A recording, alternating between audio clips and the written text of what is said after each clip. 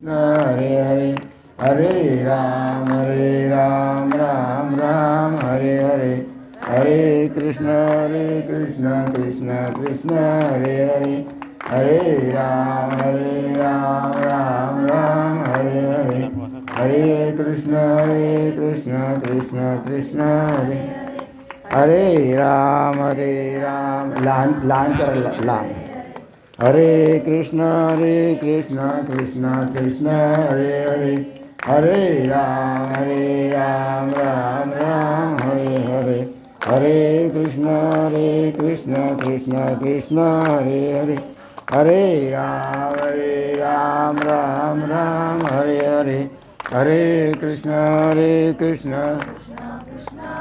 पुंडलीकवर्धे हरे विठ्ठल श्री ज्ञानदेव तुकाराम पंढरीनाथ महाराज की जय माऊली ज्ञानेश्वर महाराज की जय राष्ट्रसंत सद्गुरु श्रीपाद बाबा की जय सच्चिदानंद रामदास बाबा की जय सब संतन की जय।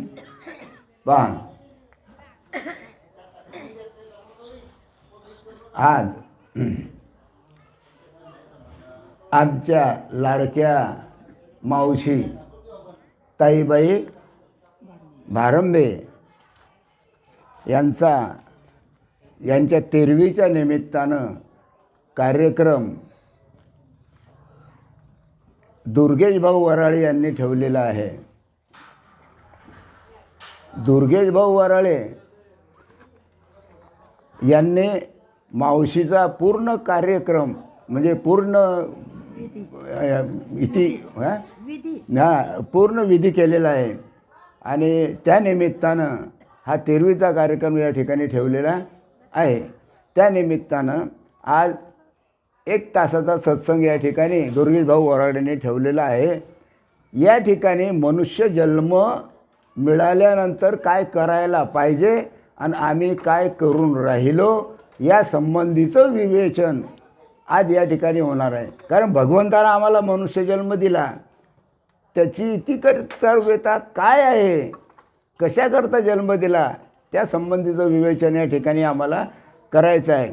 तर सर्वप्रथम गुरुर्ब्रह्मा गुरुर्विष्णू गुरुर्देवो महेश्वरा गुरु साक्षात परब्रह्म तस्मै श्री गुरुवे नमः। त्या भगवंताला आणि आमचे सद्गुरू श्रीपाद बाबा यांच्या चरणी वंदन करून मी माझ्या प्रवचनाला सुरुवात करतो आहे। तर भगवंतानं उद्धवाला भागवत सांगितलं। एवढे मोठे 11 स्कंद आहे, त्या 11 स्कंदामधला हा 11वा स्कंद म्हणजे शेवटचा स्कंद आहे। आणि या शेवटच्या स्कंदामध्ये भगवंतानं उद्धवाला उपदेश केलेला आहे ज्ञानाचा, आत्मज्ञानाचा। मग नेमकं आत्मज्ञान कशाला म्हणतात? आत्म्याची ओळख काय आहे? मेल्यानंतर काय सोडून जाते? मग त्या आत्म्याची ओळख करून घेणं हे प्रत्येक मनुष्याचं कर्तव्य आहे। आणि सद्गुरूशिवाय आत्मस्वरूपाची ओळख होत नाही। जो म्हणेल मला आत्मस्वरूपाची ओळख झालेली आहे असं समजायचं की सद्गुरूनं त्या जीवावर कृपा केलेली आहे। तर सद्गुरूशिवाय आत्मज्ञान कळत नाही। आत्मज्ञान कशाला म्हणतात हे कळत नाही, बोला नाही कळत। कीर्तन करतो पण त्याला नाही कळत बरं आत्मज्ञान। जर कळलं असतं तर समाजाला उपदेश केला असता आणि या दलदलीतून जीवाला काढलं असतं प्रत्येक कीर्तनकार भागवतकारांना, लक्षात घ्या। परंतु त्यांनासुद्धा आत्मा म्हणजे काय हे कळत नाही, हे माहीतच नाही। फक्त देवदेव करा, फक्त देवदेव करायचं, घ्या देवाचं नाव, घ्या देवाचं, कसं घ्यायचं, काय घ्यायचं, त्याचा अनुभव कोणता आहे, प्रत्यक्ष अपरोक्ष ज्ञान ज्याला म्हणतात त्याची उणीव आहे। तरी सर्वच सांगतात। मग भगवंतानं या 11 स्कंदामध्ये उद्धवाला जो उपदेश केला त्याचंच एकच श्लोकाचं वर्णन या ठिकाणी मला करायचं आहे. मग भगवंतानं उपदेश केला उद्धवाला. मग भगवंताचं म्हणणं ऐकणं आहे आपल्याला सर्वांना, ऐकणाऱ्यांना, जे ऐकून राहिले त्यांना. बरं, भगवंत मानत नसाल, भगवंताचं तुम्ही ऐकत नसाल, तर संताचं तरी ऐका. कारण भगवंतानं आपल्या मुखानं भागवत सांगितलेलं आहे आणि संतांनी ते लिहून ठेवलेलं आहे. म्हणून संतावर आणि भगवंतावर विश्वास ठेवणं महत्त्वाचं आहे. जो म्हणा आम्ही संतावर विश्वास ठेवत नाही, भागवतावर विश्वास ठेवत नाही, आमचं म्हणणं आहे तिकडेच जा, तिकडेच मग तसंच काही करा, काय काय घेणं नाही आम्हाला.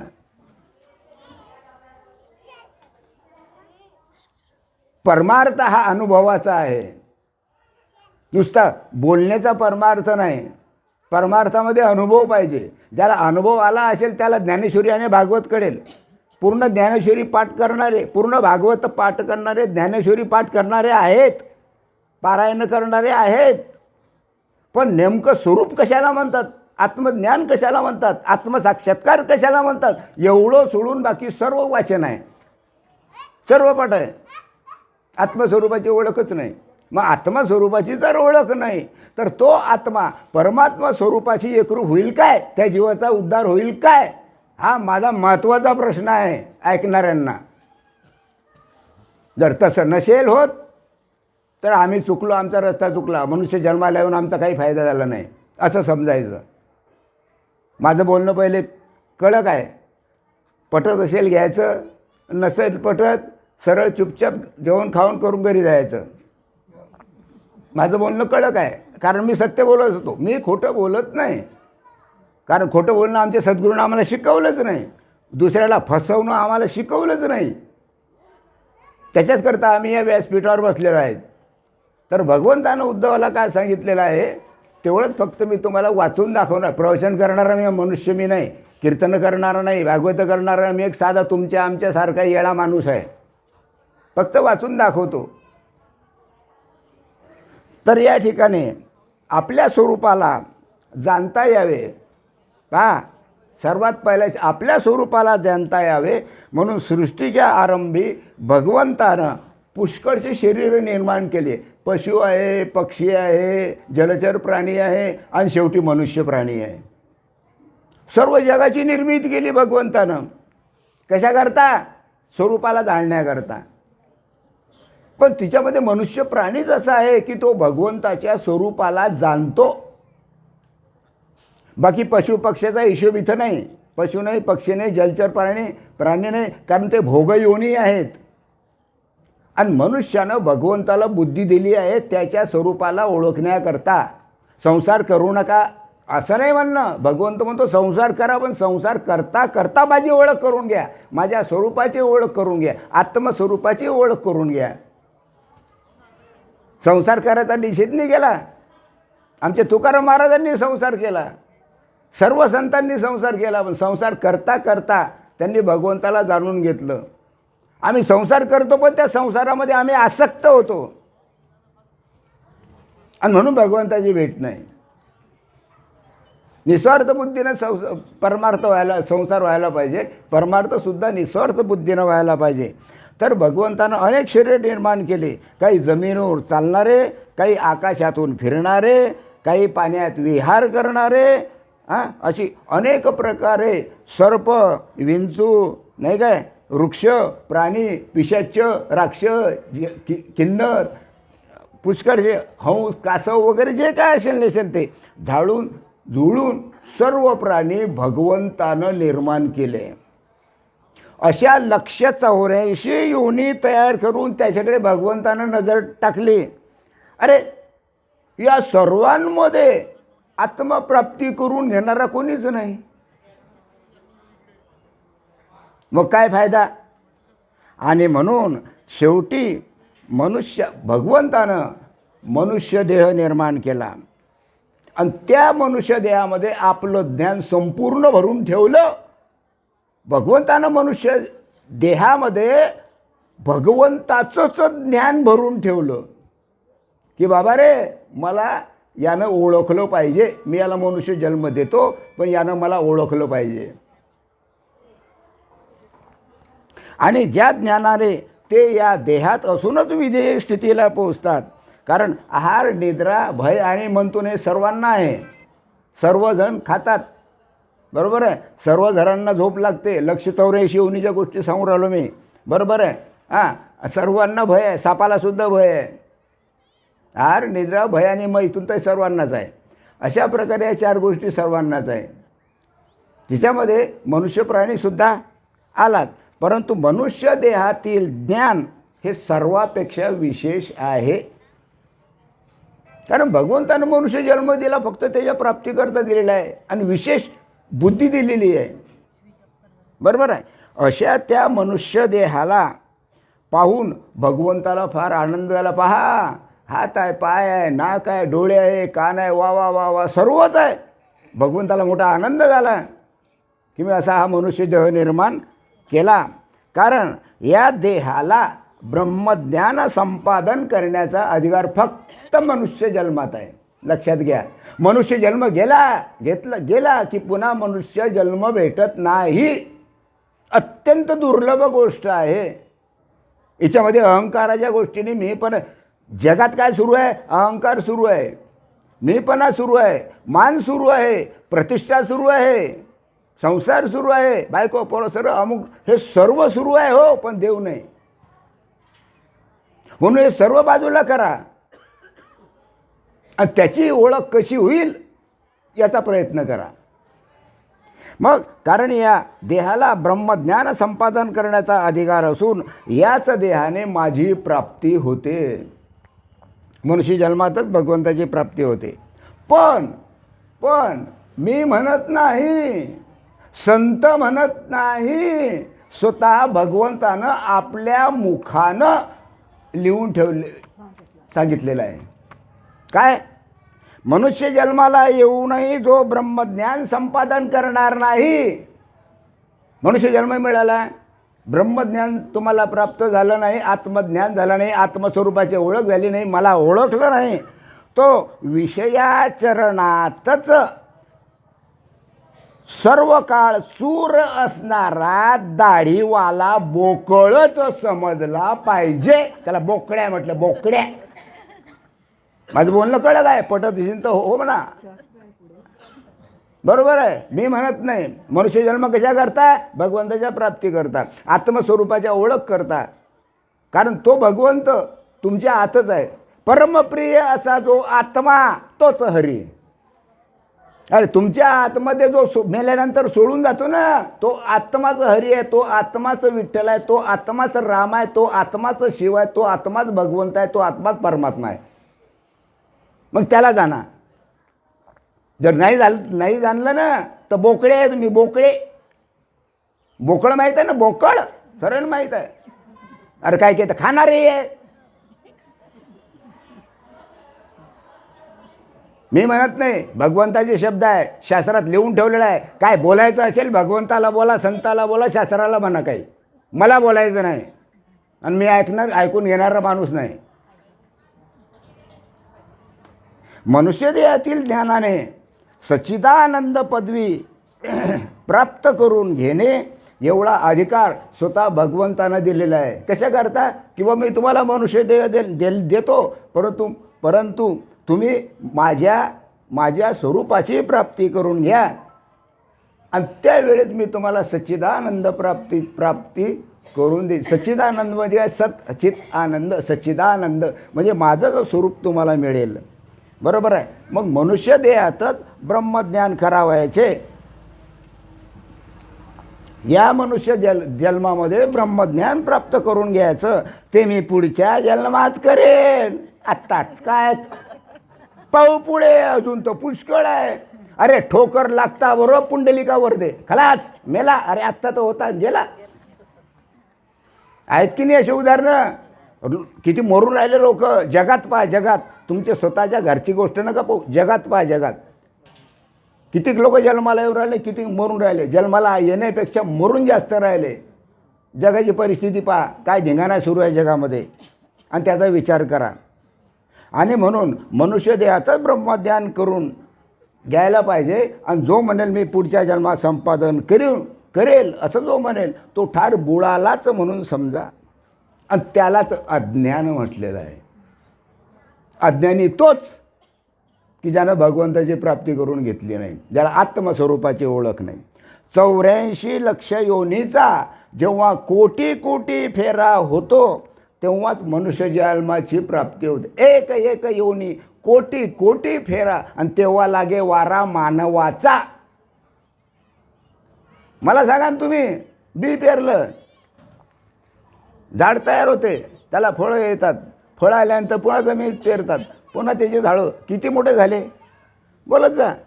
हां, असे हे 184 योनी सुरूच आहे, ते टळत नाही. आणि ते टळण्याकरता हा मनुष्य जन्म आहे. जो मनुष्य देहात जन्मतो तो परमार्थाला मिठी घालतो.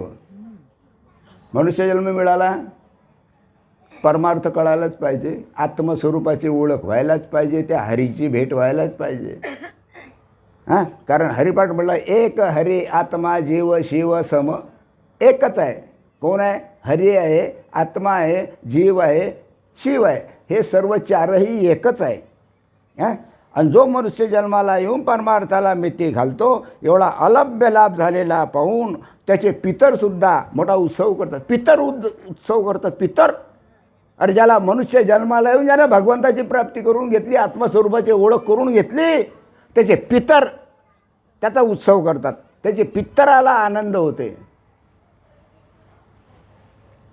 आणि आम्ही काय, आमचे पितर काय झालं, आता काही राहिलं नाही, गेलं.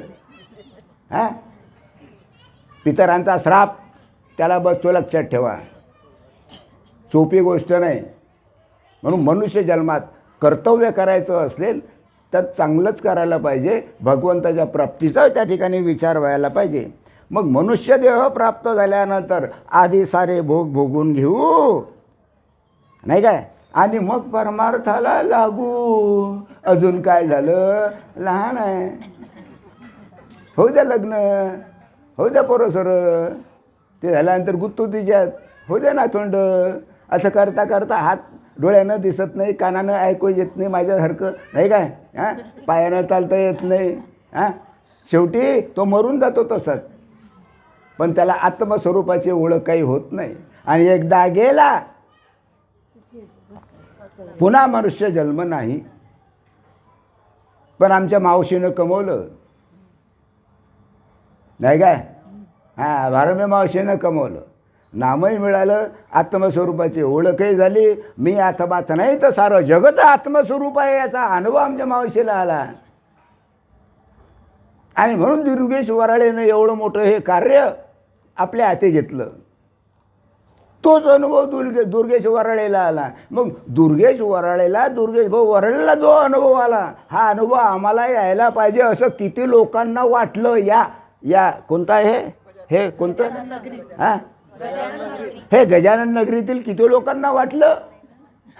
कोणालाच वाटलं नाही, जरूरतच नाही ना.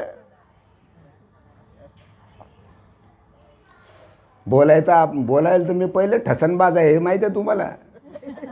हो, जे पाहिजे तेच पाहिजे, दुसरं आपल्याला चालत नाही, नाही काय. असे म्हटल्यात तेवढी शाश्वती आहे काय, की बा पुढे करू, आहे एवढी शाश्वती नाही. कधी मरण येईल हे सांगता येत नाही.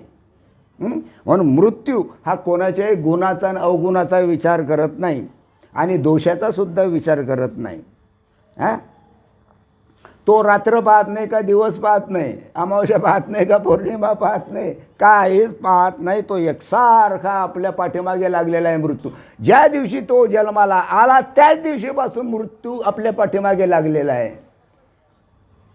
आपण 65 वर्षाचं झालो, 70 वर्षाचं झालो, 75 वर्षाचं झालं जन्माल्यापासून, जीवन जगून राहिलो 75वी. काय म्हणतात त्याला, हॅपी बर्थडे. अरे पण त्याचे 75 वर्ष फुकट गेले, तो मृत्यूच्या जवळ येऊन राहिला याची लाज आम्हाला वाटत नाही. की आता 76 येईन, 77 येईन, 78 येईन, हां, पुढे हा मरण पावेल याची आम्हाला काहीही खंत वाटत नाही, पण पैसा खर्च करतो अॅनिव्हर्सरी, काय मॅरेज अॅनिव्हर्सरी आणि हॅपी बर्थडे टू यू, चाललं मजाच मजा. अरे कोठपर्यंत? जोपर्यंत देह आहे तोपर्यंत. मेल्यावर सजा आहे, लक्षात घ्या. सोपी गोष्ट नाही. मनुष्य जन्म भगवंताने तुम्हाला दिला, त्याच्याकरता नाही दिला. हां, काही हरकत नाही. 5-7 वर्षाचा 10 वर्षाचा असताना मुलगा, काय हरकत नाही, त्याचे गुणगान गायचे, त्याचे हॅपी बर्थडे करायचे, काही हरकत नाही. लहान लहान मुलं तर बिचारीला समजत नाही आणि त्याच्यामध्ये त्यांना आनंद वाटते, काही हरकत नाही ना, करायचं ना. पण 70-80 वर्ष होतात, 90 वर्षाचा होतात, हॅपी बर्थडे.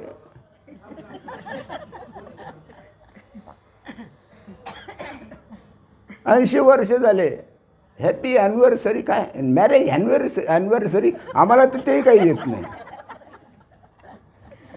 किती दुःखाची आणि दुर्दैवाची गोष्ट आहे पहा. वाईट वाटते या गोष्टीचं. जाऊ द्या, आम्हाला, तुम्हाला वाईट वाटतं ना, वाटू द्या, आम्हाला नाही वाटत ना वाईट, आम्ही करणार, करा, मरा, काय घेणं देणं. हां, अरे एक एक क्षण महत्त्वाचा आहे. एक एक क्षण आपण मृत्यूच्या जवळ चाललो. हां, सापाचं उदाहरण दिलं आहे. सापाने ज्याप्रमाणे बेंडूक धरल्यावर भराभर गिळू लागावे, साप माहीत आहे का तुम्हाला? हां, काय करतो? सापाने ज्याप्रमाणे बेंडूक धरल्यावर त्यात भराभर गिळू लागावे. सापाच्या तोंडात बेंडूक, पण ते बेंडकाला असं वाटत नाही की आता मी सापाच्या तोंडात आलो, आता मी मरणार. हां, एखादा किळा किटकूल आलं की तो सापाच्या तोंडात असणारा बेंडूक किळा किटकूल आलं की जी पुळे करतो, किळा खाते, किटकूल खाते. म्हणजे त्याला मृत्यू जवळ वाटते काय बेंडकाला? मग आपण कोण आहे? हे बेंडकासारखे. अरे मरण जवळ आल्यानंतर सुद्धा आपल्याला काही वाटत नाही. साप तुमच्या मागे आहे, यम तुमच्या मागे आहे, मरण तुमच्या मागे आहे ना, आम्हाला काहीच वाटत नाही त्याचं. मग बेंडूक कोण झालं? पहा बा, विचार करा. मी मी येडा माणूस, आम्हाला काही समजत नाही. बरं, मी फक्त तुम्हाला फोड करून सांगून राहिलो. पहा, तुम्हाला काय असेल ते पहा. बरोबर आहे. कारण देह जन्माला झाला तेव्हापासून मृत्यूला लागलेला आहे. साप बेंडकाला गिळीत असतो, हां, आणि बेंडूक आपल्या तोंडाने माशा धरीत असतो, पकडतो की नाही माशा. त्याप्रमाणे मृत्यूमुखात पडलेले मनुष्य विषयाच्या भुलीला झोंबतच असतात. ह्यामध्ये जो आळस करतो तो सर्वस्वी बुडतो. त्याच्या हातातला परमार्थ जाऊन तो संसार चक्राच्या भोवऱ्यात अडकतो. जन्मनं मरणं, जन्मनं मरणं, जन्मनं मरणं त्याचं कधी सुटत नाही. कारण काय? का सुटत नाही जन्ममरण? कारण कर्म त्याच्या पाठीमागे येतं. लक्षात घ्या. तुम्हाला वाटलं, आपल्याला काय वाटतं, वा मनुष्य मेला म्हणजे पंचमहाभूतं, 5 महाभूतं त्याच्यामध्ये एकरूप झाले. पृथ्वी, पाणी, अग्नी, वारा आणि आकाश हे ज्याचे ते मिळाले. आणि आत्मा तर मरतच नाही, त्याला तर तो अमरच आहे. मग काय शिल्लक राहिलं? काय शिल्लक राहते सांगा? अरे बा, हे बा, हा जो मनुष्य देह आहे, पृथ्वी, पाणी, अग्नी, वारा आणि आकाश या पंचमहाभूतापासून हा देह निर्माण झाला. हे सर्वांना मंजूर आहे. मेल्यानंतर हे 5 महाभूतं आपल्या आपल्या स्वरूपाशी काय होऊन जातात? एकरूप होऊन जातात. बरोबर आहे. म्हणजे हा देह जाळला जातो. त्याच्यानंतर याच्यामध्ये असलेला जो आत्मा आहे, हा आत्मा निघून जातो. कारण आत्म्याला मरण आहे म्हटलेलं. आत्मा अमर आहे, आत्म्याला मरण नाही. आत्मा कधीच मरत नाही. तो जसाच्या तसंच आहे. खात नाही, पित नाही, येत नाही, जात नाही, सुख देत नाही, दुःख देत नाही, काही नाही, काही घेणे देणं नाही आत्म्याला. आत्मा निघून जातो. मग शिल्लक काय राहिलं? बोला, कोण सांगते? शिल्लक काय राहिलं? अरे मनुष्य जन्म मिळाला, हे सर्व गेलं निघून, आत्मा निघून गेला, शिल्लक काय राहिलं? मग शिल्लक जर राहिलं नाही तर जन्माला यायचं काम. शिल्लक राहते ना, मग काय राहते शिल्लक? बोला, तुमचं कर्म. हे कर्म बाद होत नाही, लक्षात घ्या. एक जन्माने किती जन्म घेतले तरी कर्म बाद होत नाही नामाशिवाय. जोपर्यंत कर्म बाद होत नाही तोपर्यंत जन्म मरणाचे फेरी टळतच नाही, टळणार नाही, कधीच नाही. देव बी आला तरी टळणार नाही. हे कर्म बाद करायचं आम्हाला, आणि कर्म नामाशिवाय बाद होणार नाही. मग नामाशिवाय जर कर्म बाद होत नाही तर त्या नामाचा आम्हाला अनुभव पाहिजे. नाम तर घेतो, देवाचं नामस्मरण तर करून राहिलो, स्वरूपाची प्राप्ती तर काही नाही, आत्मस्वरूपाची ओळख नाही, भगवंताची भेट नाही, आणि नामस्मरण तर सुरूच आहे. मग असं कसं आमचं नामस्मरण आहे? विचार करण्यासारखी गोष्ट आहे. म्हणून हे यदुराजा, हे सर्व लक्षात आणून ह्याच देहाने लगबग करून परमार्थ साधावायचा, म्हणजेच ब्रह्मप्राप्ती करून घेण्याला नेहमी तयार असावे. ब्रह्मप्राप्ती झाली पाहिजे, आत्मप्राप्ती झाली पाहिजे मनुष्य जन्माला आल्यानंतर. म्हणून आळसाला छाटून टाकून, झोपेला बाजूला सारून रात्रंदिवस एकसारखे आत्मचिंतन करावे. एकसारखं आत्मचिंतन करा. मग आता नेमकं आत्मचिंतन कसं करायचं? आत्मा तर दिसत नाही. मग आत्मचिंतन करायचं कसं करायचं? तर त्याच्याकरता सद्गुरूची निर्मिती केलेली आहे भगवंतानं. सद्गुरूला शरण गेल्याशिवाय आत्मचिंतन कसं करायचं हे समजणार नाही, हे समजणार नाही. आणि म्हणून म्हटलेलं आहे, मग गुरु तर पुष्कळ आहे, लागू तितके गुरु, हा गुरु तो गुरु तो गुरु, आम्ही हा गुरु केला, तो गुरु केला, तो गुरु केला, केला गुरु, पण आत्मस्वरूपाची ओळख झाली नाही. मग गुरु भी ऐसा चाहिए जैसा धोबी धोना धोए. गुरु भी ऐसा चाहिए जैसा धोबी धोना धोए, आणि आत्मज्ञान की साबण लगाए काया निर्मल होय. असा गुरु पाहिजे की आपल्या आत्मस्वरूपाची त्यानं ओळख करून द्यायला पाहिजे, असा गुरु पाहिजे. मग गुरु तर गेला, आत्मस्वरूपाची ओळख नाही, काय कामाचा गुरु? अरे द्या सोडून. जो आम्हाला आमच्या स्वरूपाची ओळख करून देईल तो सद्गुरू, बाकी सद्गुरू नाही. तेही फसणारे, आम्हीही फसणारे. ते तर फसलेच, ते तुम्हालाही फसवलं. मग असे गुरु काही कामाचे नाही, कारण गुरु तत्व एकच आहे, आणि तेच तत्व या ब्रह्मांडात ओत भरलेलं आहे. मग आत्मस्वरूपाची ओळख पाहिजे, स्वस्वरूपाची ओळख पाहिजे, पण सद्गुरूशिवाय ते होणार नाही. म्हणून आपले शूर क्षत्रिय वीर युद्धाला निघाले म्हणजे परचक्राला जिंकल्याशिवाय जसा विसावा म्हणून घेत नाही, त्याचप्रमाणे तितक्याच वेगाने परमार्थाच्या मागे लागले पाहिजे. पण आम्ही परमार्थाच्या मागे लागतच नाही. परमार्थ का लागत नाही? आम्हाला सर्वच माहीत आहे, आम्हाला सर्वच येते, आम्हाला सर्वच कळते. अरे फोथऱ्या तोंडाच्या आत्मस्वरूपाची ओळख झाली काय? मग काय कळते तुम्हाला? काहीच नाही कळत. कर्मबाद झालं काय? नाही झालं. जन्म मृत्यू आहेच, बरोबर आहे. राजाचे एकुलते एक मूल अकस्मात चुकले तर तो सारा मुलूक शोधतो. सुंदर उदाहरण आहे. राजाला एकच मूल असते, तो मुलगा जर हरपला तर संपूर्ण मुलूक, बाकीचे लोक शिपाई वगैरे जे असतात ना ते शोधतात. त्याप्रमाणे आपण आपले निजसुख साधून घेण्याचा प्रयत्न केला पाहिजे. अरे ते निजसुख आपल्या जवळच आहे, ते साधून घेण्याचा प्रयत्न आपण केला पाहिजे. कोठपर्यंत? जोपर्यंत काळाचा तळाखा बसत नाही तोपर्यंत आपल्याला आपल्या स्वरूपाची ओळख व्हायला पाहिजे, आत्मस्वरूपाची ओळख व्हायला पाहिजे. काळ येईपर्यंत, एकदा काळ आला ना मग नाही जमणार. म्हणून काळाचा तळाखा जोपर्यंत बसला नाही तोपर्यंत परमार्थ साधण्याकडे आयुष्य खर्च केले पाहिजे. वेळ फुकट दवळता कामा नये. पण होते काय? नरदेहाचा अमोल आयुष्यात भगवंतानं हा आपल्याला नरदेह दिला. अमोल किमतीचा असा मनुष्य जन्म आहे हा. पण त्या आयुष्यामध्ये आणि प्रपंचाच्या उमेदीमुळे आणि विषयाच्या लालसेने सारे मनुष्य भोगवेळे झाले, भोगवेळे. म्हणून परमार्थ हाती येत नाही. बरोबर आहे. पशु आदी करून योनीमध्ये विषयापासून दुसरे काही नाही. पशु आहे, पक्षी आहे, जलचर प्राणी आहे, अरे जेवढे काही आहे हे यांना हे भोगयोनी आहे. यांना भोगयोनीशिवाय दुसरं काहीच नाही.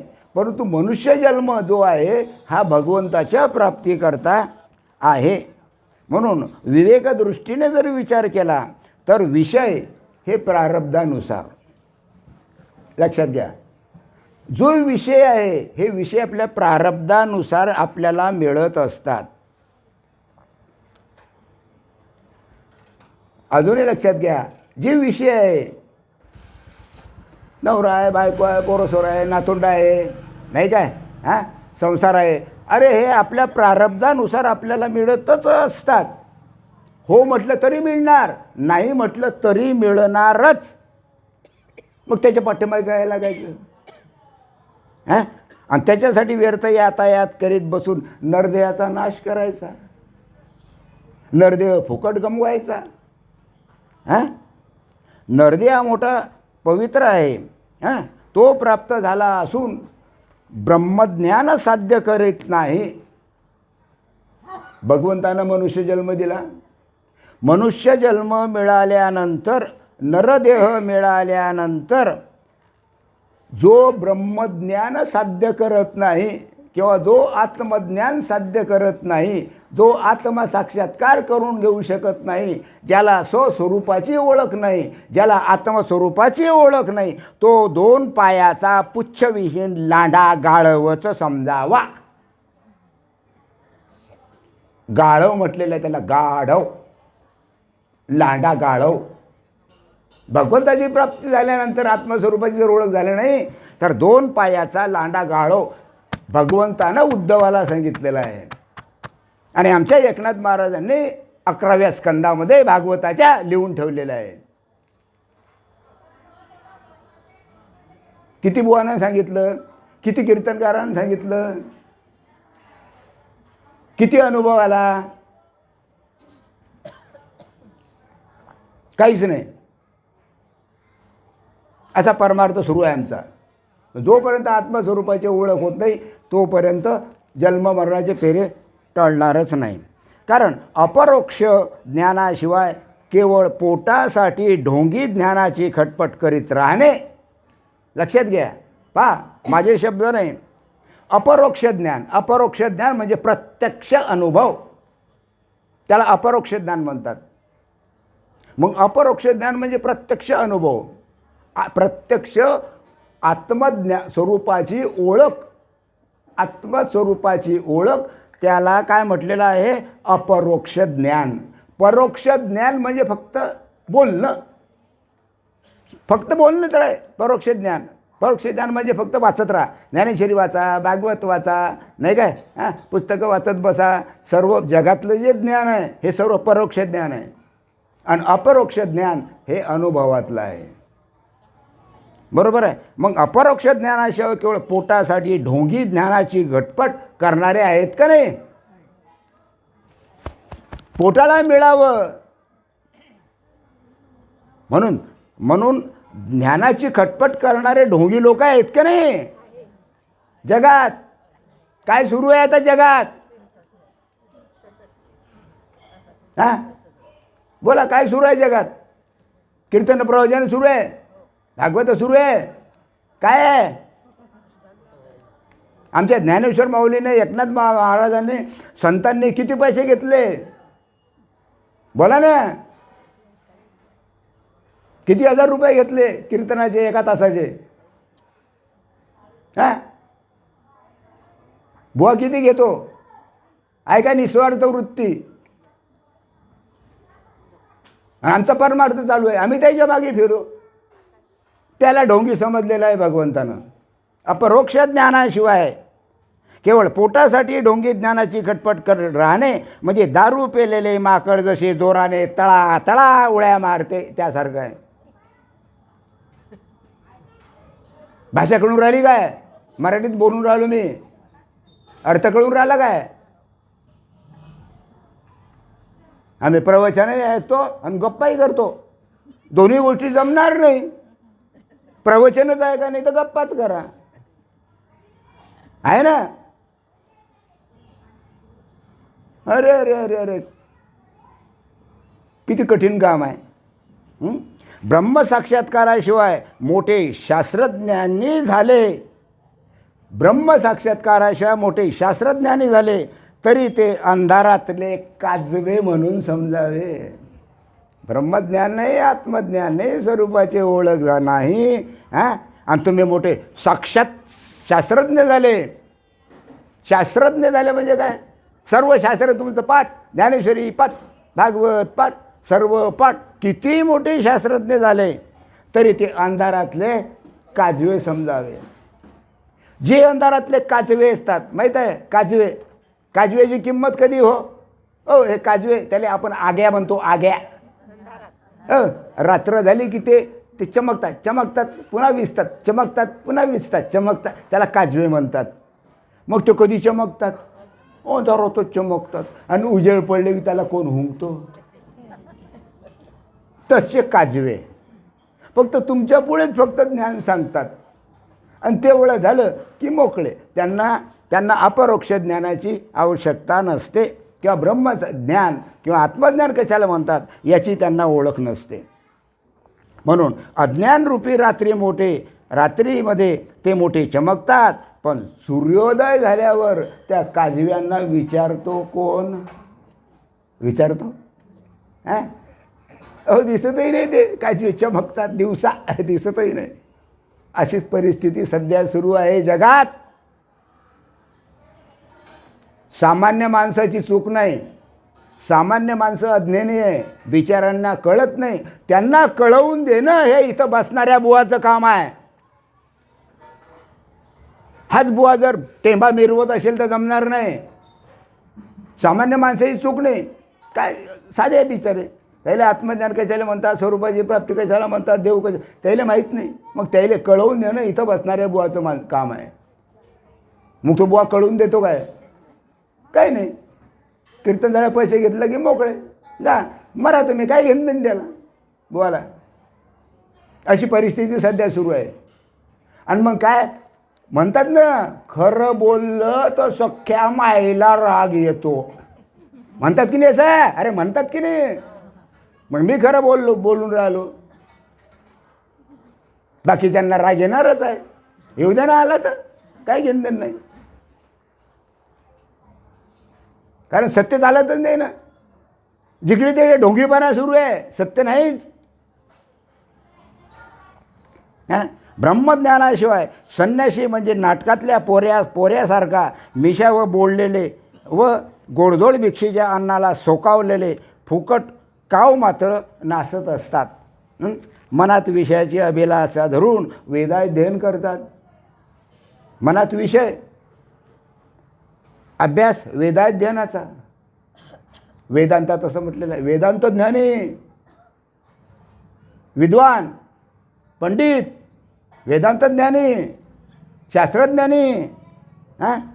पण मनात विषय. असे जर जे असले, मनात विषयाचा अभिलाष धरून वेदाध्ययन करतात, ते पावसाळ्यातले बेंडूक म्हणून समजावे.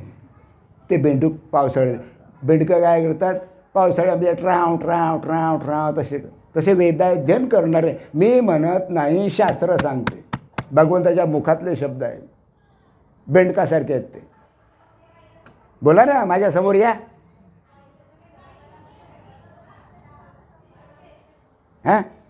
बेडूक चिखल खाऊन टराव टराव करीत असतात. पावसाळ्यामध्ये जास्त पाऊस झाला तर बेंडूक काय करतात? चिखलच खातात आणि टराव टराव सुरू द्यायचं.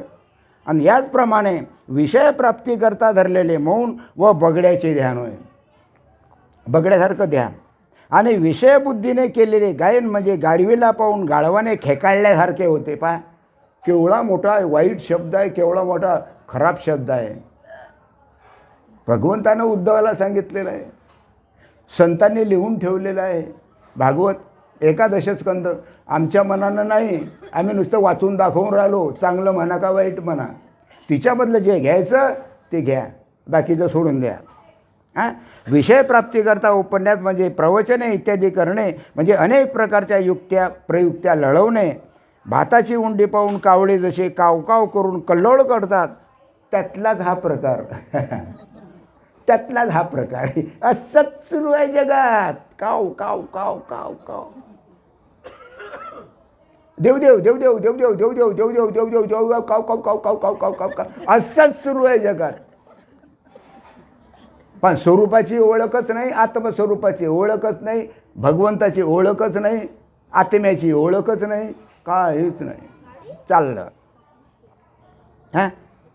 भांड म्हणजे नकले वगैरे लोक पोट भरण्यासाठी पाहिजे तसे अव्वाचे सव्वा तोंड सोडतात. त्याप्रमाणे विषयासाठी शास्त्रातले भलते सलते अर्थ सांगून वितंडवाद घालतात. विषयासाठी शास्त्राचा भलते सरते, शास्त्रामध्ये भलतं सलतं जो अर्थ आहे एकाचे अनेक अर्थ करून सांगतात, लोकांना फसवतात. काय सांगितलं, काय सांगायला पाहिजे, जे आहे शास्त्रात तेच सांगायला पाहिजे, त्याच्यानुसार अनुभव आणून द्यायला पाहिजे. त्याला संत म्हणतात, त्याला सद्गुरू म्हणतात. पण काय करतात, विषयासाठी जे शास्त्र आहे या शास्त्रातले भलते सलते अर्थ सांगतात आणि वितंडवाद घालतात एकमेकाशी. तो म्हणतो मी मोठा, तो म्हणतो मी मोठा, तो म्हणतो मी मोठा, पण तिच्यातले एकही मोठे नसतात. हां, काय आला त्याच्यामध्ये, अहंकार आला, मी पण आला. हां, मनामध्ये विषयाची दृढतर वासना आणि बाहेरून मस्त सदाचाराचा ढौल. मनामध्ये विषयाची चिंता, विषयाचं चिंतन, आणि बाहेरून डामडौल. कोण आहे, महाराज, मोठे महाराज. हो, पाहणं जगात काय सुरू आहे. कोट्यवधी रुपयाची जमीन घेतली या साधू लोकांनं, मोठे मोठे आश्रम बांधले. हां, शेवटी काय, लोक जातात, आवतात, चालले. कोण, ते आमचे गुरु. झालं, आले घरी मोकळे, जैसे थे. हां, आमच्या ज्ञानेश्वर माऊलीनं काय केलं हे सांगा. अरे ज्योत असे ज्योत जगाते चलो आणि प्रेम की गंगा बहाते. एक ज्योत पेटल्यानंतर दुसरी ज्योत पेटवायची, दुसरी पेटवल्यानंतर तिसरी पेटवायची. असं करता करता करता करता शेवटी देह सोडला आमच्या माऊलीनं, समाधी घेतली. एवढं करून बी समजलं नाही लोकांना. शेवटी अमृतानुभव जवळच ठेवला, समाधीजवळ. लोकांना कळला नाही. काय करता सांगून ठेवा इथंच.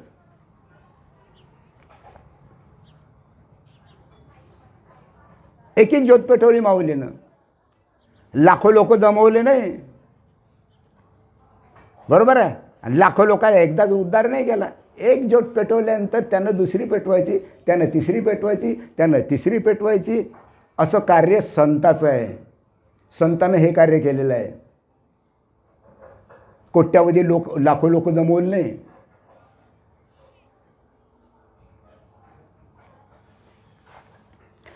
हां, मनामध्ये विषयाची दृढतर वासना धरून बाहेरून सदाचाराचा ढौल आणतात आणि ते कावळ्याने बाहेरून शुद्धतेचा ढौल आणून आतून विष्ठेचे चिंतन करावे त्याप्रमाणे होते. अर्थात पहा, अर्थ लावून घ्या तुम्ही. बरोबर आहे. परंतु चौथा पुरुषार्थ साधने हाच नरदेहातील खरा स्वार्थ आहे. जै पुरुषार्थ सिद्धी चौथी घेऊन ये आपल्या हाती आणि रेगाला भक्तिपंथा जगा देतो. अरे चौथा पुरुषार्थ आपल्या हातात घेऊन तो जगाला देतो, जगाला वाटतो, जगाचा उद्धार करतो. त्याला सद्गुरू किंवा संत म्हणतात. कारण चौथा पुरुषार्थ त्याच्या हातात असतो. आणि सद्गुरू कृपेनं, गुरुपरंपरेनं, संत परंपरेनं तेच ज्ञान तो जगाला वाटतो. एकदम नाही वाटत, एकेकाला वाटतो. ज्योत असे ज्योत जगाते चलो. आणि तुम्हाला याचा अनुभव घ्यायचा असेल तर 1 तारखेला दाभाडीला या. तिथं वैष्णव मेळावा आहे मोठा. बरोबर आहे. तिथं तुम्हाला काय समजेल काय आहे. तर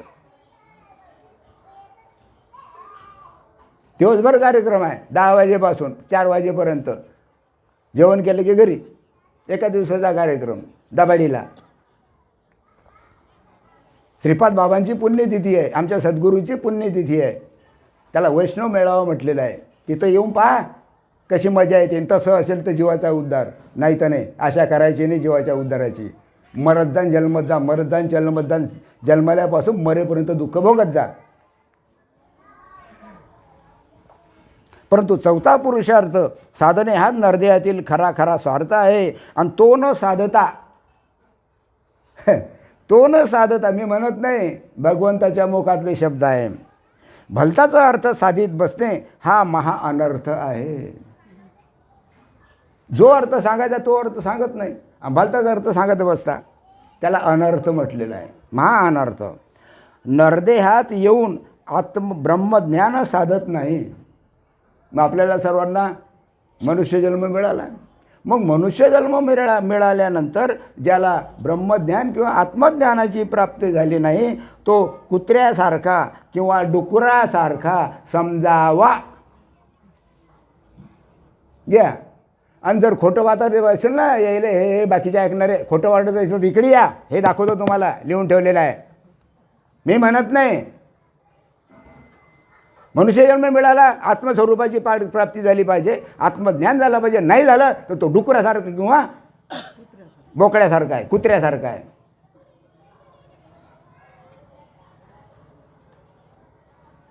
विचार करण्यासारखी गोष्ट आहे. मनुष्यजन्म भगवंताने फुकट नाही दिला, त्याच्या प्राप्तीकरता दिला. संसार करू नका असं नाही, संसार करा, संसार करून माझी प्राप्ती करून घ्या, त्याच्याकरता मनुष्यजन्म आहे. हां, किंवा त्याहूनही हीन प्रतीचा समजावा. घ्या. आता काय याच्या पुढे कोणता शब्द आहे? डुक्कर सांगितलं, बोकड्या सांगितलं, कुत्रा सांगितलं, त्याच्याहीपेक्षा हीन प्रतीचा समजावा भगवंत म्हणतात. सांगा याच्यापेक्षा खाली शब्द दुसरा कोणता आहे? पशुला लाथा मारल्या असता तू त्याचा कधीच द्वेष करत नाही, लक्षात घ्या. पशु आहे ना, पशु पडले आणि लात जर लागली तर तो लात मारणाराचा द्वेष करत नाही. आणि इथं तू मनुष्याला तू म्हटलं की तो त्याचा धू होतो. हां, एखाद्या माणसाला तू म्हटलं की तो म्हणते हां, चाललं भांडण. हां, तो जीव घ्यायला धावतो. हां, पशुला साठवून ठेवण्याचा लोभ कधीच नसतो. चिमणी म्हणा, कोणताही पक्षी, यानं कधी 1 क्विंटलभर धान्य साठवून ठेवलं काय? नाही. सांगा ना, एखादा असेल कोणतरी साठवलं, त्याला लोभच नाही. हो, भोग येऊन येते, त्याला लोभच नाही.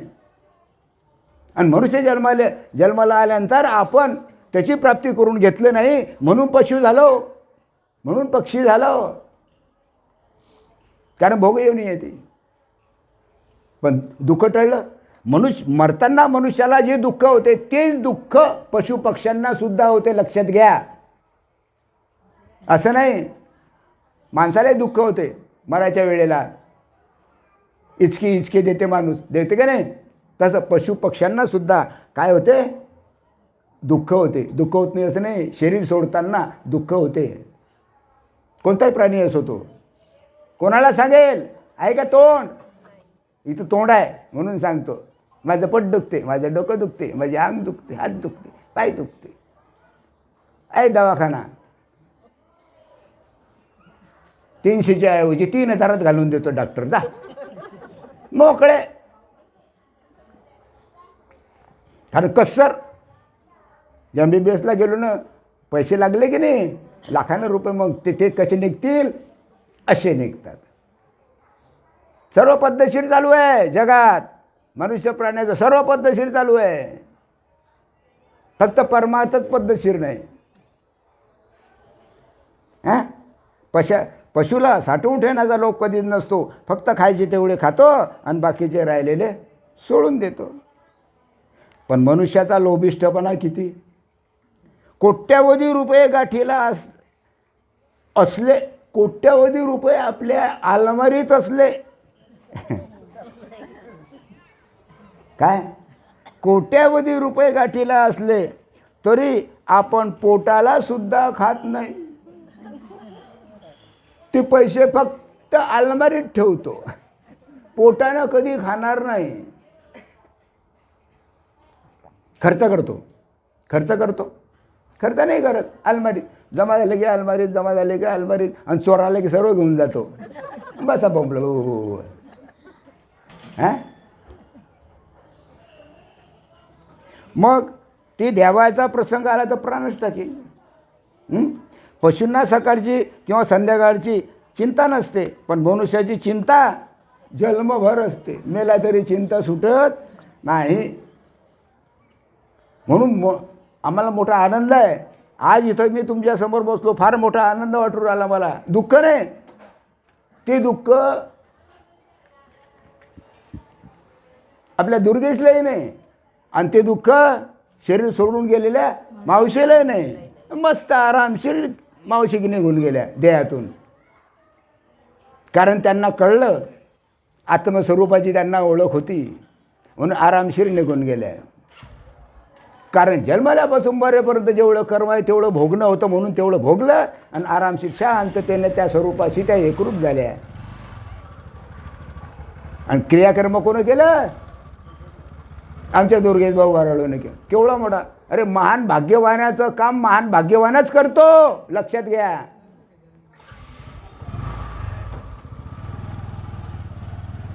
बोलायच्या गोष्टी नाही, अनुभवाच्या गोष्टी आहे. हां, अपरिमित द्रव्य गाठीला असले तरी चिंता ती अनिवार्य असते. नुसते भय पोटात धरून बसतो. नरदेही प्राण्याची सारी सृष्टी अविश्वसनीय असते. शरीर जरी मरावयास टेकले तरी देवघेवी करून वतनवाडी घेतच राहतो. मरायला टेकले तरी वतनवाडी घेतच राहतो, आहे ना. अरे बापा बापा बापा बापा चालूच आहे. आणि पाया खणून नातू पंतू नांदावे म्हणून घर बांधितच असतो. पुढे कामात पडेल. अरे कोट्याधीश अब्जाधीश लोक आहे, बरोबर आहे. किती जगाच्या सुखाकरता केलं त्यानं. कुठे दवाखाने बांधले का, एखाद्या कोणाला काही दिलं. हां हां, जे इस्टेट आहे हे कोणाकरता? त्याच्या पोराही करता. ते इस्टेट आहे कोणाकरता? नातोंडाही करता. पुरली पाहिजे ना. अरे तू तर मेला कर्म घेऊन, तू तर दुःखात पडला ना जन्म मरणाच्या. तुझा विचार कर. पोरायचं काय पाहतो, नातोंडाचं काय पाहतो? तुझा तू पहा. पण तो विचार नाही, कारण लालूच, लोभ पाठीमागे लागलेला आहे. आम्ही गेलो तर मग आमच्या पोरायचं कसं? अरे कसं चालूच राहणार आहे गाडगं, चालूच राहणार आहे. येणं जाणं येणं जाणं येणं जाणं. कोणाचं दुःख करसाल? हां, अशी दुर्धर चिंता पशूंना कधीच नसते, बरोबर आहे. काम, क्रोध, लोभ, निंदा, गर्विष्ठपणा हे सारे मनुष्याच्याच माथावर असते. ही गोष्ट पशूंजवळ नसते, बरोबर आहे. हां, ह्याकरिता आत्मज्ञान साध्य न करता, पुन्हा हे बा येऊन जाऊन येते तिथंच. कुठं? आत्मज्ञानावर, आत्मस्वरूपावर, परमात्म स्वरूपावर, स्वस्वरूपावर, जीवाच्या उद्धारावर, मुक्तीवर, मोक्षावर येऊन जाऊन ग्रंथ कशा करताय हो? त्याच्याच करताय. हां, ह्याकरिता आत्मज्ञान साध्य न करता जे लोक केवळ विषयी होऊन राहतात ते कुत्र्यापेक्षा किंवा डुकरापेक्षाही नीच होत. मग आम्ही कोणत्या वर्गातले आहोत हे ज्याचं त्यानंच पाहत बसा. कोणी कोणाचं पाहत नाही, काही घेणं देणं नाही. शास्त्र सांगते, भगवंतानं स्वतः उद्धवाला सांगितलेलं आहे, संतांनी लिहून ठेवलेलं आहे. त्यांना मनुष्यपणाच नाही म्हणून समजावे. ते मनुष्यच नाही. मग मनुष्यच किती नाही पहा. फुले फिरा मालकापुरात. अरे मी तर बोलणारा मनुष्य आहे. असं कुठं प्रवचन असते काय? बुवा असं कुठं बोलते काय? हिच्यातलेच लोक बाया माणसं म्हणतील, हे तुमच्या बापाने लिहून ठेवलाय, मी नाही लिहून ठेवलं. भगवंताच्या मुखातले शब्द आहे, संतांना लिहून ठेवलेलं आहे. ते वाचून दाखवून राहिलो मी. फक्त त्यांना तोंड नाही म्हणून ते बोलू शकत नाही. मला तोंड आहे म्हणून मी बोलू शकतो, पण शब्द माझे नाही. अरे माझे सद्गुरूच बोलतात माझ्या मुखावाटे. अरे संत मालिकाच माझ्या मुखावाटे बोलते, मी नाही बोलत. मी येडा माणूस आहे, पहिलेच सांगितलं तुम्हाला. हां, मग विषयाचे जे सुख आहे ते स्वर्गात काय आणि नरकात काय सारखंच आहे. लक्षात घ्या, फार महत्त्वाची गोष्ट आहे. जे विषय सुख आहे हे विषय सुख स्वर्गात असते तसंच नरकात असते. अरे भोग भोगत असताना स्वर्गातल्या देवतांना, स्वर्गातल्या लोकांना जो आनंद होतो त्या विषयामध्ये, तोच आनंद भोग भोगत असताना नरकातल्या किड्यातही होतो, किड्यालाही होतो. मग भोगात काय फरक झाला हो? मला सांगा, भोगात काय फरक झाला? जो आनंद स्वर्गामध्ये होतो भोग भोगताना, तोच आनंद नरकातल्या किड्याला सुद्धा होतो भोग भोगताना.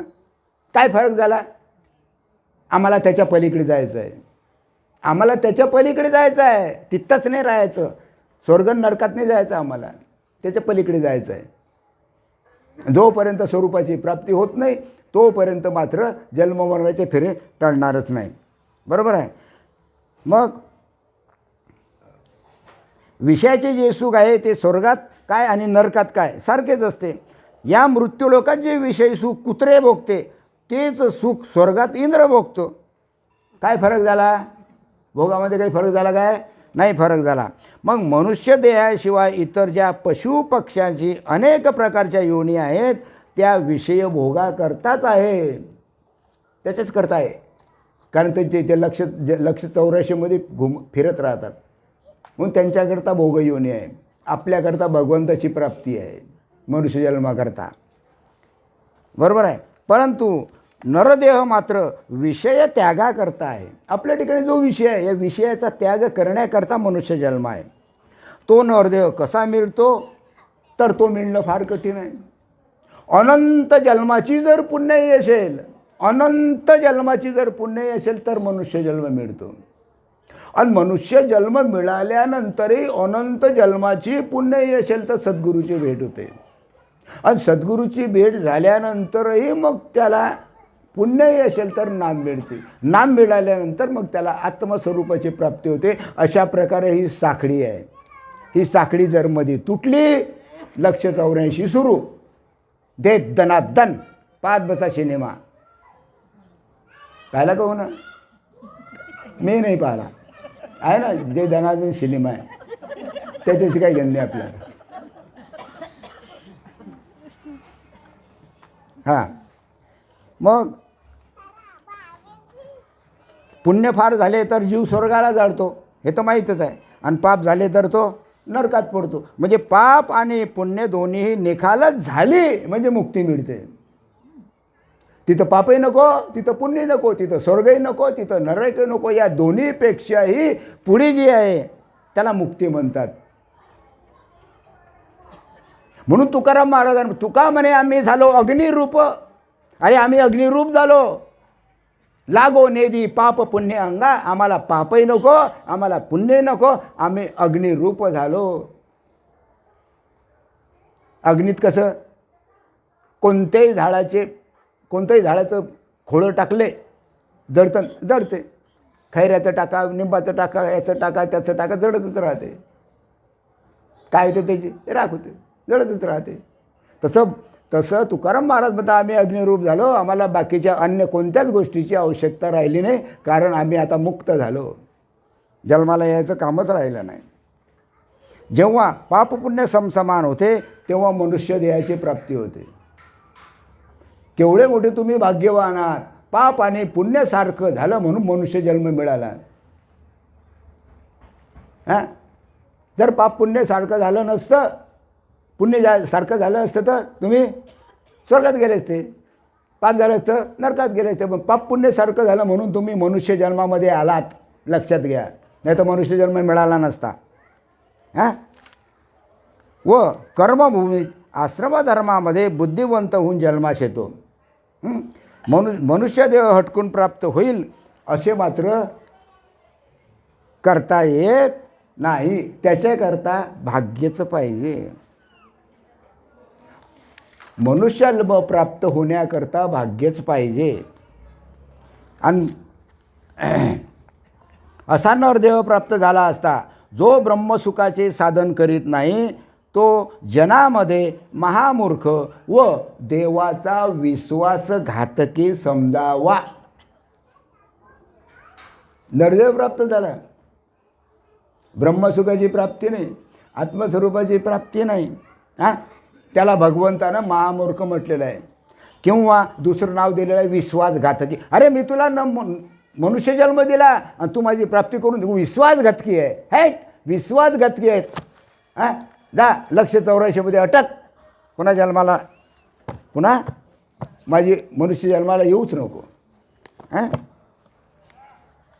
विश्वासघाती. मग विश्वासघाती किती आहे? ज्याचं त्यानं पाहत बसा, काय घेणं देणं आहे आम्हाला. थोडं राहिलं 5 मिनिट. जो ऐकून राहिले ना सर्व? हां, असा नरदेह प्राप्त झाला असता जे ब्रह्मसुखाचे साधन करीत नाही तो महामूर्खाने देवाचा विश्वासघातकी समजावा. निजप्राप्तीसाठीच देवाने मनुष्य योनी तयार केलेली आहे. काय? निजात्मप्राप्ती. निजात्मप्राप्ती म्हणजे आपली स्वतःची प्राप्ती.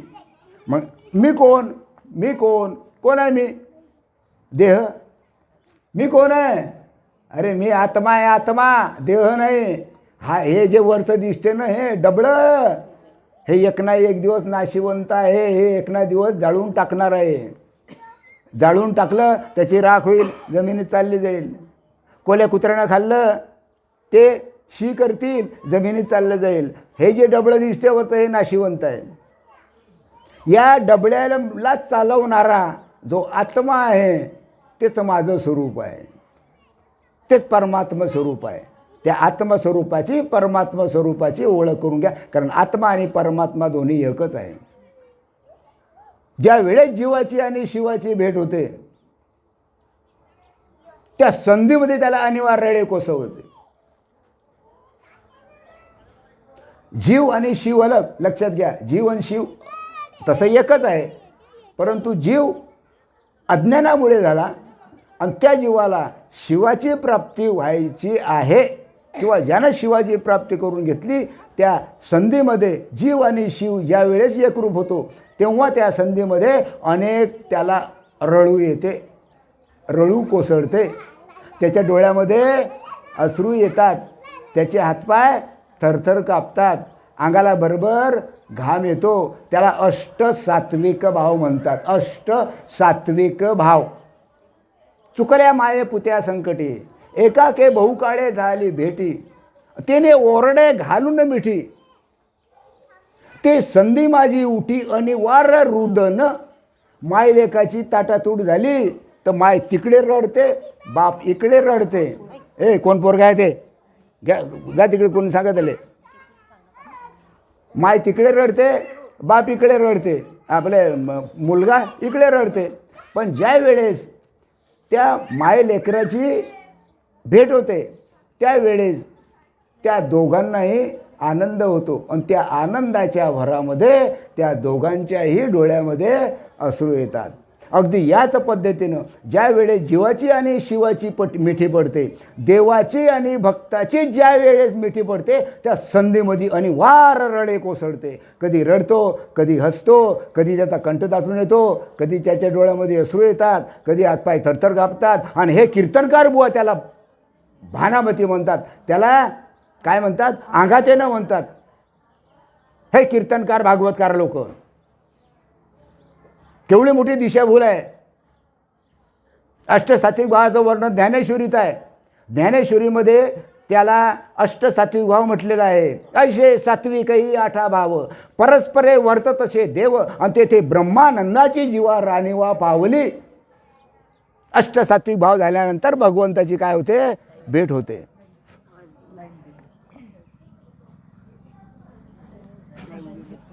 अरे आपलं डबळ आणलंच नाही. तिकडे ऐकून राहिलं काय? आता थोडंसं 2च मिनिटात अगदी याच पद्धतीनं तेवी जीव शिवा अवचटी. ऐकून घ्या. तेवी जीव शिवा अवचटी आणि भक्तीच्या पेठे जाहली भेटी आणि आत्मसाक्षात्कारे मिठी. ती संधी माझी उठी अनिवार्य रुदन. ज्यावेळी देव आणि भक्त एकरूप होतात त्या संधीमध्ये त्याला अनिवार्य रळे कोसळते, त्याला देहाचं भान राहत नाही, जीव त्या स्वरूपाशी एकरूप होतो. त्यावेळी त्याला जीवाला मुक्ती मिळते, मोक्ष मिळते. त्याचं वर्णन ज्ञानेश्वरीत आहे, भागवतात आहे, अभंगगाथात आहे, दासबोधात आहे, नारद भक्तिसूत्रात आहे, गुरुचरित्रात आहे. अहो सर्व शास्त्र पहा, अष्टसात्विक बुवाचं वर्णन सापडेल तुम्हाला. फक्त बुवाजवळच ते नाही, कीर्तनकाराजवळ, कारण माहीतच नाही बुवाला. ते तर म्हणता आम्हाला कधी असं माहीतच नाही. अरे माहीत काय, तुम्हाला सद्गुरू भेटलाच नाही तर काय माहीत राहणार आहे. मुक्ती सोपी नाही, सद्गुरूची भेट झाल्याशिवाय जीवाचा उद्धार नाही. मग सद्गुरू कसा पाहिजे हे तुम्हाला अनुभवी पाहिजे, अपरोक्ष ज्ञानानुभवी पाहिजे, त्याला त्याचा अनुभव पाहिजे, तरच जीव मुक्त होईल, नाही तर मुक्त होणार नाही. गुरुही नाही आणि शिष्यही नाही. तर आज पहा, आपण सर्वजण दुर्गेश भाऊ वराळेच्या घरासमोर बसलो आहोत. कशाच्या निमित्तानं? आमच्या मावशीच्या तेरवीच्या निमित्तानं. काय हरकत नाही, मावशी आनंदात गेली, जीवाचा उद्धार झाला. दुर्गेश भाऊने एवढं मोठं कार्य केलं, त्या जीवाचा उद्धार होणारच आहे, प्रश्नच नाही. कारण आत्मसुखाची गोडी त्या माणसाला लागलेली आहे, परमात्म सुखाची ओळख त्या माणसाला झालेली आहे, त्यांच्या आईला झालेली आहे. सर्वांनी नाम घेतलेलं आहे, नामानं त्या जीवाचा उद्धार होईल. केव्हाही मेले तरी गॅरंटी. बाकीचे कोणी बुवा गॅरंटी देणार नाही, मी गॅरंटी देतो. गुरु परंपरेनं, संत परंपरेनं केव्हाही मेले तरी जीवाचा उद्धार आहे. तर आज या तेरवीच्या निमित्तानं जर काही मी बोललो असेल, बोलण्यामध्ये काही चुका झाल्या असतील किंवा एखाद्याचं मन दुखलं असेल, तर आईच्या प्रेमानं उदार अंतःकरणानं आम्हाला क्षमा करा. एवढं बोलून मी माझे हे 2 शब्द माझे सद्गुरू श्रीपाद बाबा यांचे चरणी अर्पण करतो आणि माझे 2 शब्द संपवतो. पुंडलिक वरदे हर विठ्ठल, श्री ज्ञानदेव तुकाराम पंढरीनाथ महाराज की जय, माऊली ज्ञानेश्वर महाराज की जय, राष्ट्रसंत सद्गुरू श्रीपाद बाबा की जय, सच्चिदानंद रामदास बाबा की जय, सब संतन की जय.